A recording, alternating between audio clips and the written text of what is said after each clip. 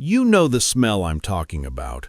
You open the heavy door, you slide into that leather seat, and you inhale the new car scent. It is a mix of adhesives, plastic, and leather conditioner, but to our brains, it smells like something else. It smells like success. It smells like, I made it.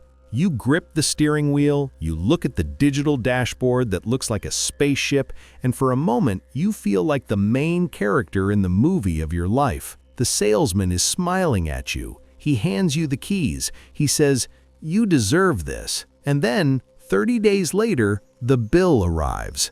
$600. In 2026, a $600 car payment is actually considered low by the dealership standards. They will tell you that you got a deal. They will tell you that most people are paying $800, $900, or even $1,000 a month for their SUVs and electric trucks. But I am here to tell you that this $600 payment is not a bill. It is a demolition crew. It is slowly, methodically, and silently destroying your chance of ever becoming a millionaire. We have been brainwashed to believe that a car payment is just a part of life, like death and taxes. We accept that if you want to get from point A to point B, you have to pay a monthly subscription fee to a bank. I used to believe this. I lived it, and it kept me broke for a decade. Today, we're going to break down the math, the psychology, and the absolute absurdity of the modern car market. We are going to look at why that shiny piece of metal in your driveway is likely the single biggest reason you feel financially suffocated, and how getting rid of it could literally make you a millionaire. Let's start with the trap. The trap begins with a lie we tell ourselves. I need a reliable car. This is the most dangerous sentence in personal finance, because when we say reliable, we don't actually mean a car that starts every morning. A 10-year-old Toyota Corolla is reliable. It will run until the sun burns out. No, when we say reliable, we actually mean impressive. We mean comfortable. We mean Bluetooth heated seats and a panoramic sunroof. I fell for this in my 20s. I got a promotion at work, a small one, but I thought, I'm a professional now. Professionals don't drive rusted Hondas. Therefore, I went to the dealership. I saw a black sedan. It was sleek. It looked fast even when it was parked. The sticker price was more than I made in a year. My stomach dropped. I knew I couldn't afford it. But the salesman, he was a pro.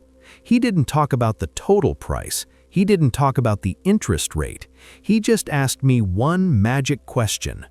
What do you want your monthly payment to be? This is the four-square game.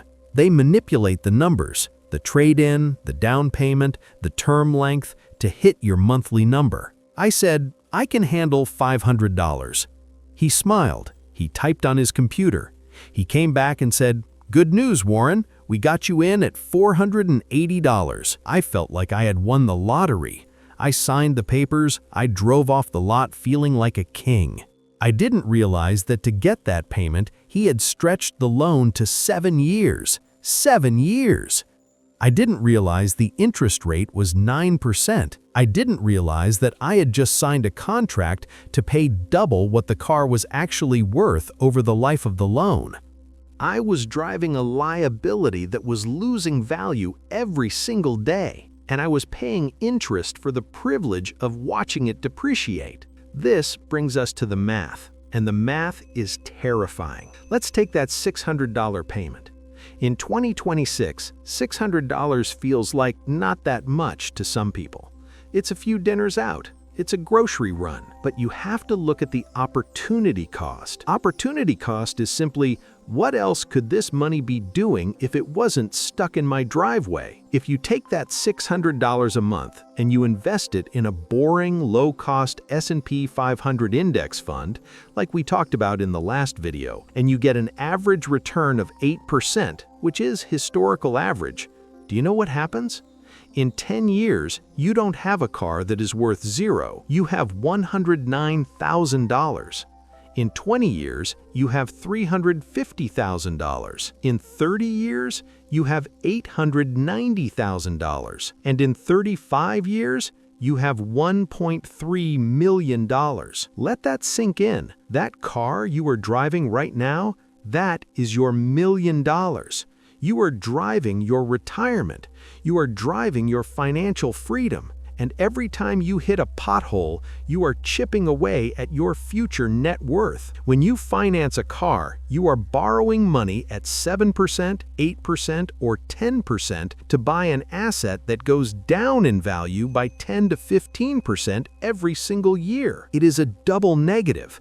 You are paying interest to lose money. It is the financial equivalent of setting your wallet on fire to keep warm. But Warren, you say, I have to get to work. I can't walk. I agree. You need transportation, but you do not need a $40,000 liability. There is a massive gap between walking and driving a 2026 SUV. In that gap lives the beater. The beater is the most underrated asset in the world. When I finally woke up and realized my car payment was eating my life, I did something radical. I sold the black sedan. I was underwater on the loan, so I had to write a check to the bank just to get rid of it. It hurt. It was humiliating. Then I bought a car for $4,000 cash. It was ugly. It was a faded beige color that I call Grandma Gold. The headliner was sagging. The radio only worked if you hit the dashboard on the left side. But do you know what that car had? It had no monthly payment. Suddenly, that $480 a month stayed in my pocket. I felt like I had gotten a massive raise. I started paying off my credit cards. I started investing. That ugly beige car was the most beautiful thing I ever owned because it represented freedom. But in 2026, the pressure to upgrade is stronger than ever. We live in a subscription economy. You subscribe to Netflix, you subscribe to Spotify, and now society tells you to subscribe to your car. Leasing is the ultimate form of this trap. When you lease, you are renting a lifestyle.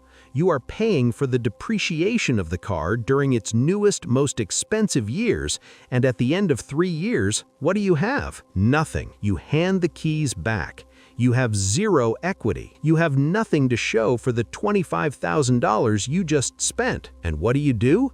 You lease another one, because now you're used to the new car. You can't go back to the old one. You are trapped on the hamster wheel. The dealerships know this. They love leasers. Leasers are repeat customers who never own anything. They are the golden goose. Now let's talk about the safety argument, because this is the one people use to shut down the conversation. Warren, I have kids. I can't put my baby in a $5,000 car. It's unsafe. This is marketing, not reality. A 5-year-old car, or even an 8-year-old car, has crumple zones. It has airbags. It has anti-lock brakes. Safety technology hasn't changed that much in the last few years. The difference between a 2018 model and a 2026 model is mostly screens, sensors, and self-driving gimmicks that don't work half the time anyway. You are not paying for safety. You are paying for status. You are paying for the feeling of being current. And look, I get it. It's hard to pull up to the office in a dented sedan when your coworker just pulled up in a Tesla. It hurts the ego, but you have to ask yourself, do you want to look rich or do you want to be rich? You cannot do both. Not in the beginning. If you are putting $600, $700, or $800 into a car payment, you are suffocating your cash flow. Cash flow is the oxygen of wealth building. Without free cash flow every month, you cannot invest. You cannot save for a house. You cannot start a business. You are working for the bank. You wake up, you go to work, you trade your life hours for dollars, and then you hand those dollars to Ford or Toyota or BMW. So what is the solution? How do we escape this? We need a new rule for car buying. If you have to finance a car to buy it, you cannot afford it. That sounds harsh. but it is the truth. But Warren, cars are expensive. Who has $30,000 cash? Exactly. You shouldn't be buying a $30,000 car. If you have $5,000 cash, you buy a $5,000 car. But that car will break down. Maybe. Let's say it needs $1,000 in repairs a year. That is roughly $80 a month. Compare that to your $600 car payment. You are still winning by $520 a month. You drive the cheap car. You take the $520 you were saving and you put it into a high-yield savings account. You pay yourself the car payment. In 10 months, you have $5,200 plus your old car. You sell the beater, combine the cash, and buy a $10,000 car. Now you have a decent car. No payment. You keep paying yourself. In 2 years, you have another $12,000. You sell the $10K car, combine the cash, and buy a $22,000 car. Now you are driving a really nice car, and you never paid a dime in interest. You never signed a contract. You own the title. This is how wealthy people buy cars. They buy them with the interest their investments made, or they buy them cash. They never sacrifice their monthly cash flow for a depreciating asset. I want you to do an audit of your driveway. Go look at your car. Look at the loan statement. How much do you owe? How many months are left? What is the interest rate? If that interest rate is above 5%, you are in an emergency. If that payment is more than 10% of your take-home pay, you are in a crisis.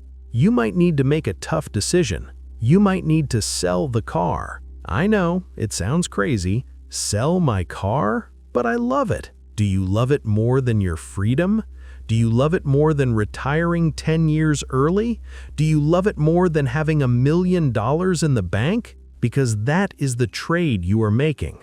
The fake rich trap is built on the idea that we deserve nice things now, but real wealth is built on the idea that we are willing to sacrifice now so we can have freedom later. Getting rid of my car payment was the single biggest raise I ever gave myself. It was the domino that knocked over everything else. Once that money was freed up, the credit cards got paid off. Then the savings grew. Then the investment started compounding. It started with saying goodbye to the leather seats and hello to the beige bomber.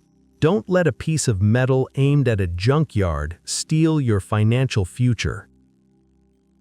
Let's get to work.